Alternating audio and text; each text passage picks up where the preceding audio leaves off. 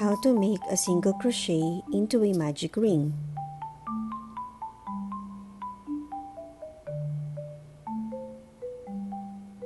Insert your hook into the magic ring, grab a yarn and pull up a loop. Grab a yarn again and pull through 2 loops on your hook.